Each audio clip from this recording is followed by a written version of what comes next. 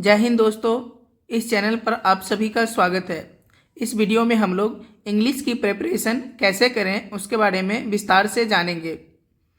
Video में आगे बढ़ने से पहले थोड़ा मेरे बारे में जान लें। I am 2 times SSC CGL selected and at present working as auditor in CAG department under central government of India. इसमें इंग्लिश में मैंने एक बार 127 आउट ऑफ 135 स्कोर किया और दूसरी बार 131 आउट ऑफ 135 स्कोर किया था। आइए अब जानते हैं इंग्लिश की तैयारी कैसे करें। तो देखिए, इंग्लिश पे पकड़ बनाने के लिए हमें इंग्लिश को 3 सेक्शन में बांट के पढ़ना चाहिए। ग्रामर, वोकैबुलरी और कंप्रीहेंशन। कंप्रीहेंशन क्या होता है? ये बेसिकली रीडिंग और अंडरस्टैंडिंग वाला पोर्शन होता है जिसको हमें पढ़ते हैं और उसको समझते हैं। ये आपको पैसेज या पैराग्राफ के फॉर्म में दिखते हैं, यानी किसी भी टॉपिक के बारे में जो कुछ लिखा रहता है वही हमारा क्या होता है? कंप्रीहेंशन होता है। तो इसे 3 भागों में हमें बांट के पढ़ना चाहिए। तो इसमें जो सबसे ज़्यादा इंपॉर्टेंस जो है वो है किसका? वोकैबुलरी का। नंबर 1 सबसे ज़्यादा इंपॉर्टेंस हमारा इसमें होता है वोकैबुलरी का। सेकेंड नंबर पे होता है कंप्रीहेंशन का और थर्ड नंबर में और लीस्ट इंपॉर्टेंस, इसका लीस्ट इंपॉर्टेंस जो होता है, महत्व जो होता है वो किसका होता है? ग्रामर का होता है। लेकिन हम करते क्या है? सब ज़्यादा मेहनत ग्रामर में ही करते हैं। ग्रामर से ही इसकी शुरुआत करते हैं इंग्लिश की तैयारी की और ग्रामर पे जाके ये हमारा क्या हो जाता है? इसके अंत हो जाता है। हम कभी इंग्लिश सीख नहीं पाते हैं। क्यों? क्योंकि हमारी जो मेहनत होती है वो गलत दिशा में होती है। हमें इसकी शुरुआत करनी चाहिए कंप्रीहेंशन से। आप अगर बिगनर हैं तो कंप्रीहेंशन पढ़ना स्टार्ट कीजिए। कोई भी इंग्लिश में कुछ भी लिखा है उसको पढ़ना शुरू कीजिए और उसमें जो वोकैबुलरी आपको मिलती है, उसमें जो आपको शब्द मिलते हैं, उस शब्द को आप फिर कॉपी में नोट करिए और लिखिए। क्योंकि आप A to Z वोकैबुलरी याद नहीं कर सकते। आप चाहें कि मैं A से शुरू करूं और Z तक वोकैबुलरी को याद कर लूं, ऐसा पॉसिबल नहीं है। आप ऐसा नहीं कर सकते। इसलिए आप क्या करें, कहाँ से वोकैबुलरी याद करें? तो आप कोई भी चीज़ इंग्लिश में पढ़ते हैं तो उसमें जो वोकैबुलरी दी रहती है आप उसको क्या करें? कॉपी में नोट करना शुरू कर दें। तो उसमें भी क्या सबको नोट करना है? नहीं, उसमें भी आप देखें कि किस वोकैबुलरी का जो प्रयोग है आपको रिपीटेशन में मिलता है, यानी वो ज़्यादा ऑफन यूज करते हैं आप उसका।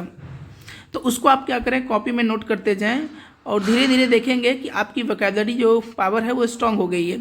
आपके पास जितना वोकैबुलरी पावर होगा आप इंग्लिश में उतने अच्छे होंगे, आपकी इंग्लिश उतनी ही अच्छी होगी। तो आप समझ गए। तो सब ज़्यादा मेहनत आपको किससे करना है? वोकैबुलरी पे, फिर कंप्रीहेंशन पे और धीरे धीरे आपको थोड़ा थोड़ा ग्रामर भी पढ़ना है और ग्रामर पे कम ध्यान देना है, उतना ध्यान नहीं देना है। आपको मैं एग्जांपल से इसको प्रूव करके दिखाता हूँ। आइए मैं कुछ एग्जांपल बताता हूँ, आप देखिए। जैसे सेंटेंस देखिए, मैंने लिखा है आज मैं बाजार जाएगा। क्या ये सही है? नहीं, आप भी जानते हैं ये गलत है। तो सही क्या होगा? आज मैं बाजार जाऊँगा। वह रही किताब पढ़े।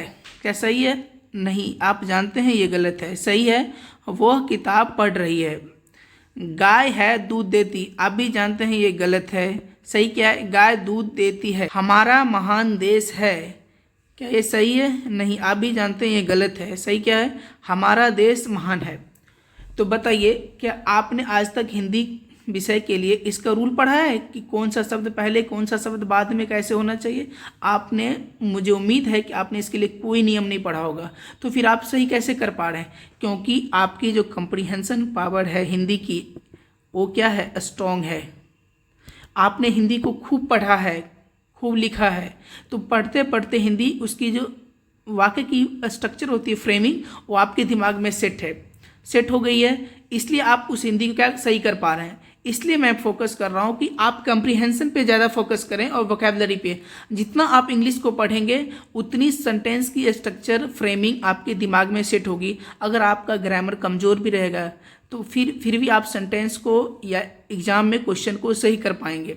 ऐसा नहीं कि ग्रामर नहीं पढ़ना है, ग्रामर पढ़ना है, लेकिन उतना ध्यान नहीं देना है जितना वोकैबुलरी और कंप्रीहेंशन पे देना है। ये नहीं कि हमेशा ग्रामर लेके बैठे और ग्रामर ही पढ़ते रह गए, वोकैबुलरी और कंप्रीहेंशन पे ध्यान ही नहीं दिए। वोकैबुलरी और कंप्रीहेंशन पे आपको ज़्यादा ध्यान देना है। लेकिन होता उल्टा है, हम कहीं कोचिंग में भी जाते हैं या खुद से भी पढ़ाई स्टार्ट करते हैं। तो कोचिंग में जाते हैं तो वो हमें ग्रामर से पढ़ाना शुरू कर देते हैं। खुद से पढ़ते हैं तो किसी राइटर की बुक लाते हैं, उठाते और ग्रामर ही पढ़ते रह जाते हैं और ग्रामर ही पढ़ाई करते करते इंग्लिश को पढ़ना भी हम छोड़ देते हैं और कहते हैं कि ये तो हमसे होने ही वाला नहीं है।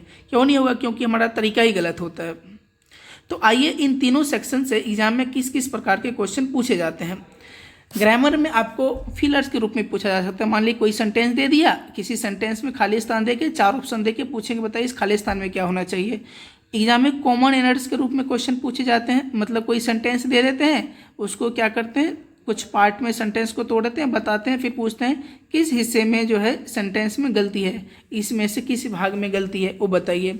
या सेंटेंस इंप्रूवमेंट के रूप में पूछा जाता है, मतलब सेंटेंस में कुछ भाग जो है वो गलत दे दिया, ये रॉन्ग पोर्शन दे दिया, फिर उसके 4 ऑप्शन दे के बताते हैं इसका कौन सा सही आंसर होगा। और भी अलग अलग तरीके हैं पूछने का, बेसिकली यही तरीका है। अगला वोकैबुलरी सेक्शन से कैसे क्वेश्चन पूछे जाते हैं। आपका स्पेलिंग टेस्ट पूछा जाता है, मतलब गलत शब्द दे देंगे, बताएंगे इसका सही शब्द क्या होगा। सिनोनिम्स पूछा जाता है आपसे। सिनोनिम जानते हैं आप, जो सिमिलर मीनिंग वाले शब्द जो होते हैं, यानी जिसको हम पर्यायवाची शब्द कहते हैं, समान अर्थ वाले शब्द जो होते हैं। एंटोनिम्स के रूप में पूछा जा सकता है। एंटोनिम्स के रूप में, एंटोनिम्स मतलब अपोजिट मीनिंग, जो विलोम शब्द उल्टे अर्थ वाले जो होते हैं। इडियम फ्रेज के रूप में पूछा जा सकता है। मुहावरे के रूप में पूछा जा सकता है। आप जैसे जानते हैं मुहावरे 9 2 11 होना, आँखों का तारा होना। उसके अलावा ये वन वर्ड सब्स्टिट्यूशन के रूप में भी पूछा जाता है, यानी अनेक शब्द के बदले एक शब्द। जैसे आपने पढ़ा होगा, जिसका कोई नहीं हो अनाथ, जो सबसे छोटा हो अनुज, उसी प्रकार से। फिर कंप्रीहेंशन सेक्शन से कैसे पूछे जाते हैं। ये क्वेश्चन आंसर आपको कुछ टॉपिक पे कुछ सेंटेंस में दे देंगे और उसमें से क्वेश्चन आंसर बना के आपसे क्वेश्चन पूछ सकते हैं, या उस पैसेज में कहीं कहीं खाली स्थान छोड़ देते हैं और उसी खाली स्थान के 4 ऑप्शन दे के आपसे पूछ लेते हैं कि ये कौन सा इसका आंसर होगा। तो आइए, अगर आप कहीं से कर रहे हैं तो अभी तक जैसे मैंने बताया आपको ऐसे ही तैयारी करनी है। नहीं, अगर आप चाहते हैं इंग्लिश की तैयारी ऐसे ही करें तो इस चैनल के साथ जुड़ जाइए और इसे सब्सक्राइब कर लीजिए। क्यों? क्योंकि इस चैनल पे मैं आपको तीनों सेक्शन की तैयारी करवाऊंगा, ग्रामर, वोकैबुलरी और कंप्रीहेंशन।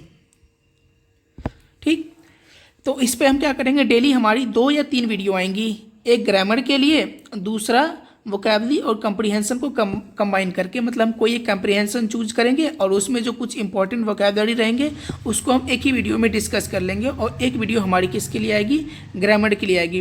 ग्रामर की शुरुआत हम थोड़ा बाद में करेंगे, थोड़ा पहले हम कंप्रीहेंशन और वोकैबुलरी पे फोकस करेंगे। ये जब थोड़ी थोड़ी हमारी अच्छी हो जाएगी फिर उसके बाद हम ग्रामर पे भी शिफ्ट हो जाएंगे और ग्रामर के भी साथ साथ तैयारी करने लगेंगे। Thanks for watching this video.